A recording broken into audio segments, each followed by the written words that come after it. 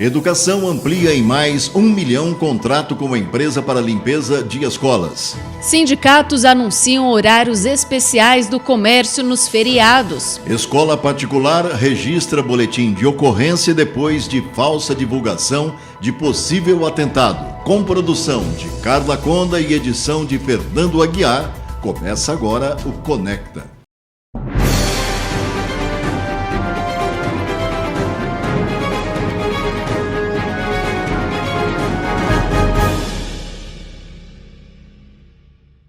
Boa noite a todos. Boa noite.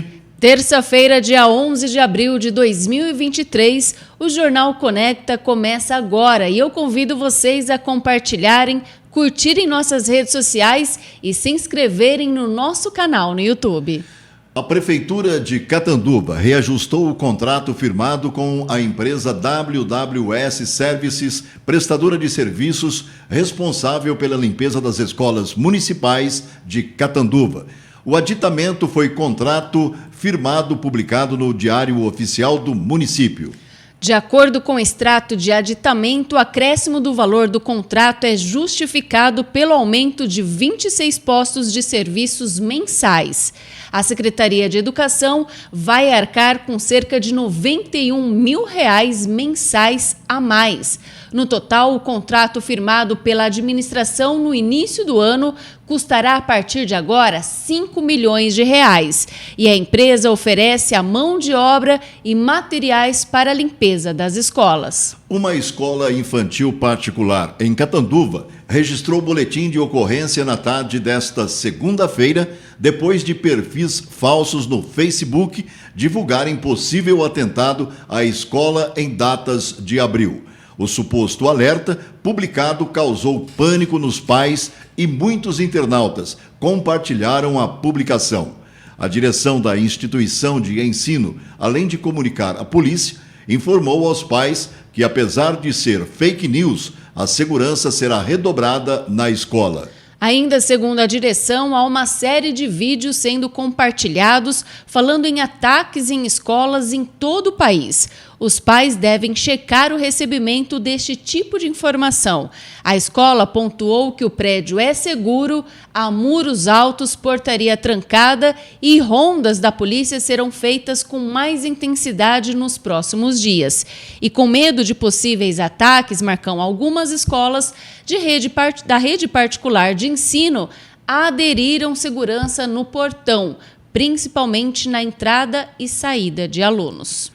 Feriados do dia 14 e 21 de abril se aproximando e os sindicatos do comércio varejista e dos comerciários definiram os horários especiais para as lojas nestas duas datas. Quem fala a respeito é o presidente do Sincomércio, Ivo Pinfield Júnior. Atenção comerciante, atenção consumidores. O Sincomércio, juntamente com os Sincomerciários, preparou um horário especial para os feriados que se aproximam. Nós vamos ter feriado dia 14 de abril, dia 21 de abril e 1º de maio. Para esses 3 feriados, o comércio funcionará das 9 às 13 horas, mas com uma ressalva: apenas as empresas que pediram autorização para os sindicatos poderem abrir nesse feriado. Tá ok?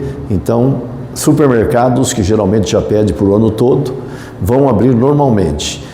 E um horário até mais ampliado. E as lojas de rua que abrirem pedindo autorização funcionarão das 9 às 13 nos feriados, então, do dia 14 e 21 de abril e 1º de maio. Vamos fazer suas compras aproveitando esse horário ampliado. Ivo Pinfield fala ainda dos preparativos para a edição de 2023 da Feira do Comércio. Atenção comerciante, você que gostaria ou já participou da Feira do Comércio, a tradicional Feira do Comércio que o Sincomércio promove nas dependências do Sesc Catanduva no mês de agosto, esse ano nós temos uma novidade, nós temos a parceria do Sebrae. O Sebrae vem para somar conosco e, consequentemente, essa parceria trouxe algo muito positivo. Os boxes vão estar com preço mais baixo ainda do que o do ano passado. Então, quem fizer a sua adesão até o dia 28 de abril vai pagar apenas R$ 770 por cada box. Veja bem, é uma grande vantagem para você, um preço maravilhoso para que você possa expor seus produtos, fazer as suas vendas e participar da Feira do Comércio. Então, até dia 28 de abril, você pode escolher o seu box e, consequentemente, pagar apenas R$ 770. Não deixe para depois, porque aí essa promoção vai acabar e os preços voltam ao normal. Comerciante, aguardamos você aqui no Sim Comércio. As inscrições para o vestibulinho da ETEC Elias Nechar de Catanduva já começaram. O prazo para que o interessado se inscreva termina no dia 8 de maio e, ao todo, são 7 opções de cursos disponíveis, tanto na modalidade presencial quanto ensino à distância. Na modalidade presencial, são 200 vagas abertas, todas para o período noturno. Os cursos oferecidos pela ETEC Elias Nechar em Catanduva são Açúcar e Álcool, Administração, Edificações, Eletromecânica, Gestão de Projetos, Guia de Turismo e Especialização em Logística Reversa. De acordo com o Centro Paula Souza, a taxa de inscrição é de R$ 33,00 e pode ser feita pela internet. A prova será aplicada no dia 4 de junho de forma presencial.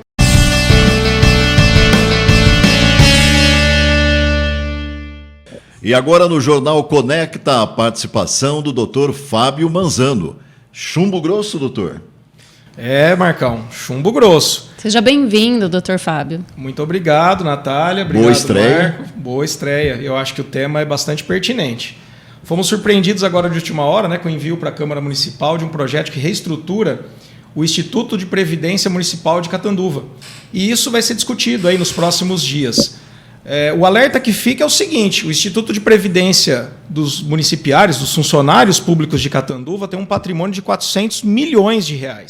E esse patrimônio foi formado ao longo do tempo com recursos públicos, recursos dos contribuintes, dos cidadãos, e esses recursos é para que os funcionários aposentem, porque quando eles aposentam, eles param de contribuir, a maioria deles, e aí esse fundo tem que custear isso.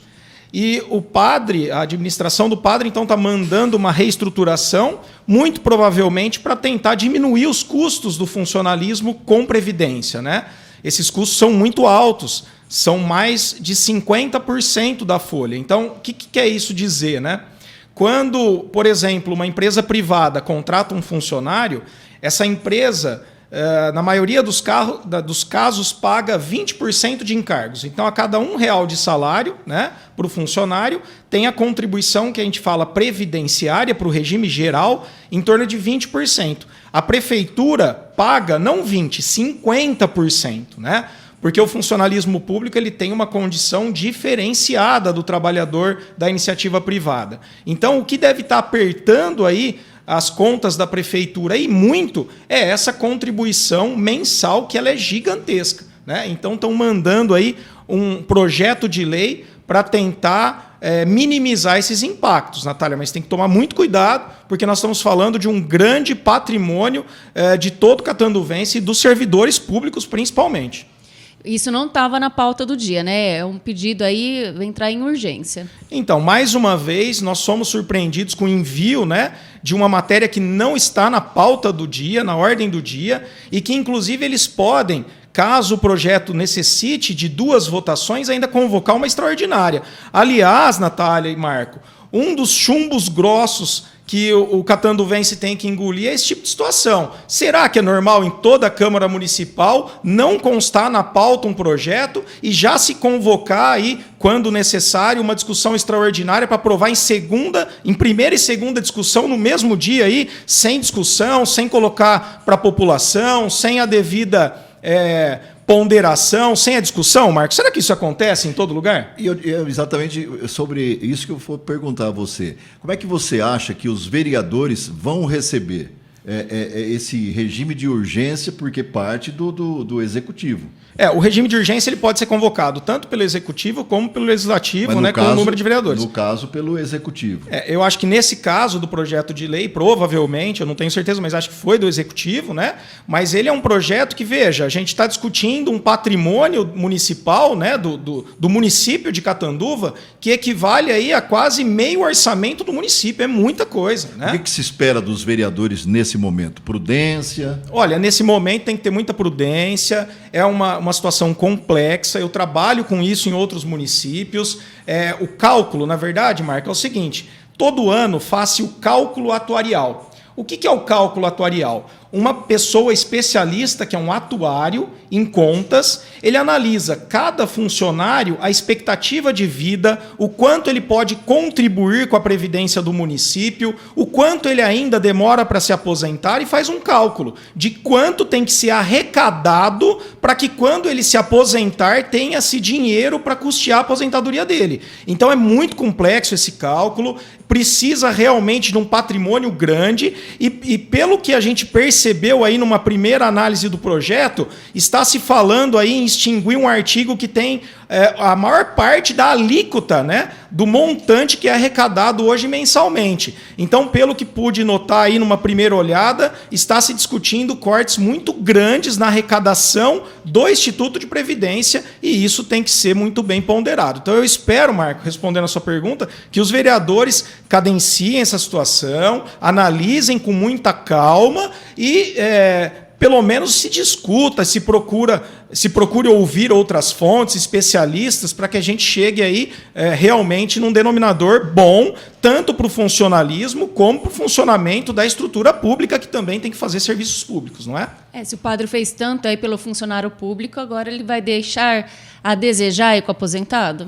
Exatamente, Natália. Então, é um patrimônio, principalmente do funcionalismo, né? Eu tenho certeza que as pessoas que estão ingressando no concurso agora, ou aquelas que estão em vias de se aposentar, têm que analisar isso com muito carinho, porque o que eles esperam é que eles se aposentem com uma certa tranquilidade. Sim, né? Exato. A gente tem municípios aqui próximos de Catanduva, exemplo de pouco tempo atrás, Taquaritinga, o telespectador aí pode procurar saber da situação lá, estava numa situação delicada, né? O sindicato teve que intervir várias vezes e criticar, discutir, porque realmente a questão da previdência municipal ela é muito grave, ela tem que ser muito bem ponderada, viu, Natália? Então, nesse momento que a gente percebe e entende, é que os vereadores devem discutir com muita tranquilidade, com serenidade, e não aprovar um projeto como esse, desse tamanho, a toque de caixa. Exatamente, Marco. Então, veja, se eu não me engano, né, salvo engano, no artigo 17 da lei que está sendo mandada aí para a Câmara, dá uma carência, né, de 90 dias para recolhimento da contribuição suplementar. O que é isso? A contribuição suplementar é mais de 20% sobre a folha, né, mensal, que a prefeitura deixaria de pagar em 90 dias. Então, se a gente está falando de uma folha de pagamento aí em março, que somou mais ou menos 13 milhões de reais só de servidores do regime próprio, que é esse que interessa, a gente está falando aí só nesse artigo 17, nesses 90 dias que não se pagará, né, que possivelmente não se pagará a alíquota suplementar de um déficit de 4 milhões, 6 milhões de reais, mais ou menos. Então, 12 milhões, 20% disso, 2 milhões e 400, né? Daria 2.400, 4.800, 7.200. Nós estamos falando de mais ou menos 7 milhões e 200 mil reais que seriam aí deixados de contribuir para os cofres do Instituto de Previdência, só no artigo 17. Então, atenção, vereadores, analisem com muita calma, muita parcimônia e muito critério esse projeto de lei. Isso aí, Fábio. O que mais que temos aí hoje para a gente discutir? Olha, de novo falando aí, chumbo grosso do patrimônio público, né? A gente também tem o projeto de lei, o tão falado aí projeto de lei da venda dos terrenos, né? Da venda dos imóveis. Realmente, Natália, a venda dos imóveis, ela, num determinado momento, ela é necessária. É um patrimônio municipal que fica parado, ele é imobilizado, né? E ele fica sem uso.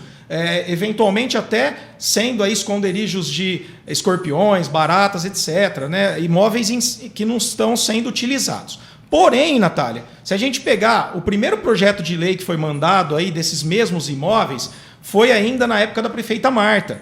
E muitos desses imóveis, naquela época, então se a gente pegar aí o prazo decorrido, estavam naquela época, durante a pandemia, com valores muito, muito, muito maiores do que eles foram colocados agora à venda. Então veja, se a gente levar em consideração, né, a variação aí da inflação no período, então era para esses imóveis eventualmente diminuírem de valor. Né? E aí a outra pergunta que a gente tem sempre é a seguinte: mas não é um leilão, né? As pessoas não vão concorrer através de um leilão? Veja, uma das modalidades aceitáveis pela lei atual de licitações, que foi prorrogada a vigência até dezembro, a possibilidade é fazer por concorrência pública. A concorrência pública, você coloca a proposta num envelope lacrada. Então ela não é tão transparente se comparado a um leilão, né, que fica o valor e aí vão dando lances sucessivos. Então, o que eu quero dizer com isso? Eu quero dizer que a Secretaria de Contratações Públicas recém-criadas da Prefeitura tem a possibilidade de escolher a modalidade, inclusive da Lei 8666, que é a anterior, que ela ainda está em vigor. E se a modalidade da venda desses imóveis for a concorrência pública, pode sim serem enviados envelopes, né, próximo ao valor de referência, que, de novo, nesta avaliação desse projeto está sendo desarquivado. Ela está bem aquém, ou seja, a menor do que era lá antigamente, e aí sim esses imóveis serem vendidos aí, conforme os vereadores estão, né, falando, a preços muito baixos. Né? Chegou-se a aventar até preços de banana. Né? Então é outro momento em que os vereadores têm que parar, colocar a bola no chão, como se diz aí, como o nosso Felipe Vital costuma brincar aí na arquibancada. Na arquibancada. Então tem que colocar essa bola no chão, no meio de campo, e analisar com carinho, ver o porquê desses valores. É hora de respirar fundo. Pessoal, apenas para exemplificar a questão dos terrenos, né? Tanto no projeto de lei que foi enviado para a Câmara lá em 2020 pela então prefeita Marta, como agora que foi desarquivado aí a pedido dos vereadores, alguns imóveis são os mesmos, né? Então eu vou dar um exemplo para vocês, né, do que está acontecendo.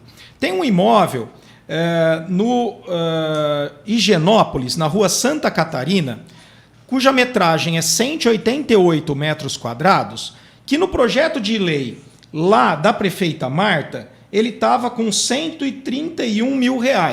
Agora, nesse projeto atualizado, ele está com R$141 mil. Então, o que fizeram, né? O valor anterior era menor, eles atualizaram para mandar um novo projeto de lei.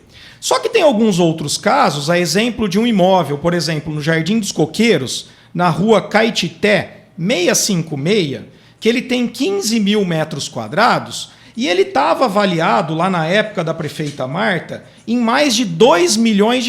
Era R$2.249.556,25. E agora, para surpresa de todo mundo, ele está avaliado em R$776.624. Então, é óbvio que a colocação desses imóveis à venda tem que ser atrativa para que as pessoas se interessem, né? Mas o que tem que ser analisado muito pormenorizadamente, inclusive pelos senhores vereadores, é o porquê alguns imóveis subiram, a exemplo desse aí, na rua Santa Catarina, no Higienópolis, que subiu R$10 mil no valor de venda e agora eles estão pretendendo vender ele mais caro, e outros, a exemplo desse do Jardim dos Coqueiros, saiu de lá de R$2 milhões e foi para R$700 mil. Qual a métrica que foi usada, né? E a prefeitura, até um tempo atrás, tinha convênio, pessoal. Convênio com o Cresce, né?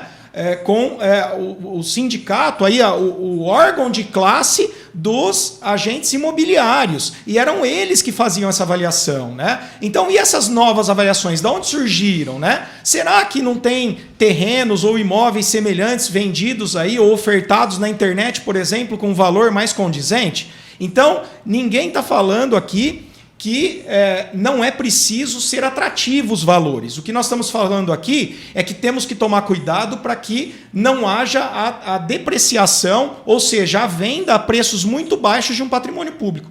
Natália, isso foi apenas uma amostra, né, do que vem por aí. Quer dizer, vem chumbo grosso ainda. Marco, sempre que a gente, não vai ser diferente, né? Sempre que a gente foi requisitado para se pronunciar sobre um determinado tema, nós procuramos fazer aí com técnica, com imparcialidade e buscando ver, né, o lado bom, o lado ruim da situação. Então vocês podem esperar que se tiver que vir chumbo grosso, vai vir chumbo grosso, né, Marco? A Justiça pronunciou o entregador André Luiz de Oliveira, de 42 anos, pelo homicídio da jovem Daira Nogueira dos Santos, de 22 anos, morta com um tiro no rosto em setembro de 2019. Moradora de São José do Rio Preto, ela foi surpreendida pelo então amigo durante um trajeto de moto para Catanduva. Com a decisão, o homem será submetido a júri popular em Catanduva.